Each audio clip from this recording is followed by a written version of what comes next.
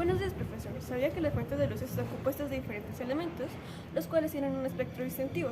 Ese espectro es considerado la huella dactilar de fuentes de luz como lo son las estrellas y el sol.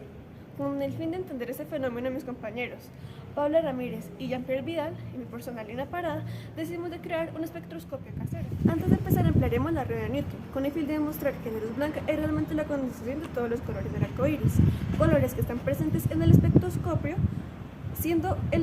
representando el espectro ya sea redshift o blueshift. La espectroscopía es una herramienta ampliamente utilizada por astrónomos para el estudio de objetos distantes a través de la luz que emiten o reflejan.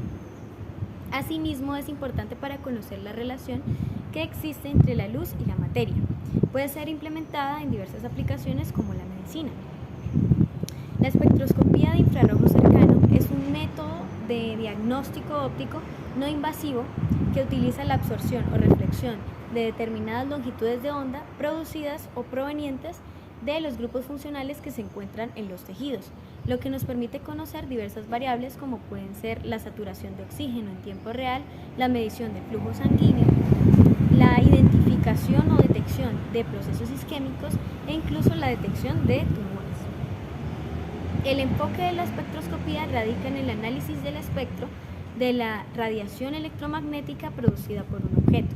Recordemos que todos los objetos poseen un espectro único que puede ser comparable con la huella dactilar y nos proporciona información crucial sobre su composición. Los diversos espectros lumínicos o luminosos pueden ser estudiados por medio de una herramienta llamada espectroscopio, que varía en su complejidad e incluye una rendija por la cual pasa la luz y un elemento difractor que puede ser un prisma o en este caso empleado un CD. Esta disposición permite la separación de la luz en sus componentes individuales. Bien, ahora para entender el fundamento físico que hay detrás de ese espectroscopio casero, tenemos que tener en cuenta la siguiente fórmula, que es la fórmula de la intensidad de onda, que va a ser determinada por la frecuencia de onda por la longitud de la misma. Entonces, ¿en qué se relaciona la longitud de onda con la frecuencia de onda? Bien, vamos a tener en cuenta entonces que en nuestro espectroscopio se van a presentar varios espectros de colores, entre los cuales los que más se destacan y los que realmente nos importan son el redshift y el blueshift. El redshift se caracteriza porque es una longitud de onda muy extensa, es decir, sus crestas y sus valles van a ser muy alargados. ¿Eso qué va a determinar? Eso se relaciona con la frecuencia de onda. Sabemos que la frecuencia de onda es la cantidad de oscilación, es decir, la cantidad de veces que la cresta acaba en un valle, dependiendo de una cantidad de tiempo. Entonces, al ser ondas demasiado largas, lo que va a ocurrir es que no se presenten una alta cantidad de las mismas en, digamos, por ejemplo, un segundo. Entonces, en su contraposición, las blueshift, al tener longitudes de onda demasiado cortas, lo que va a ocurrir es que se presenten una mayor cantidad de esas o una mayor frecuencia en un tiempo determinado.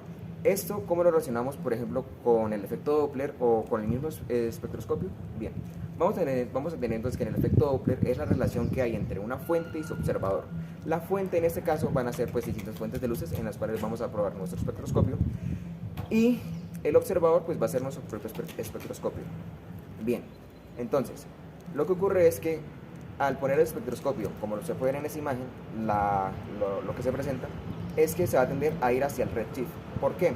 Porque a pesar de que el Sol tiende a tener una alta cantidad o una alta intensidad de ondas, la distancia que hay entre este y la Tierra es demasiada, por lo cual debe de viajar en un tiempo muy amplio, y lo que va a ocurrir es que entonces al demorar tanto, la cantidad de energía que se va a perder va a ser demasiada y por ende se va a presentar nuestro redshift. Pero ¿qué ocurre si, por ejemplo, ponemos nuestro espectroscopio con una fuente de luz mucho más cercana, como lo puede llegar a ser una bombilla o la linterna de nuestro teléfono?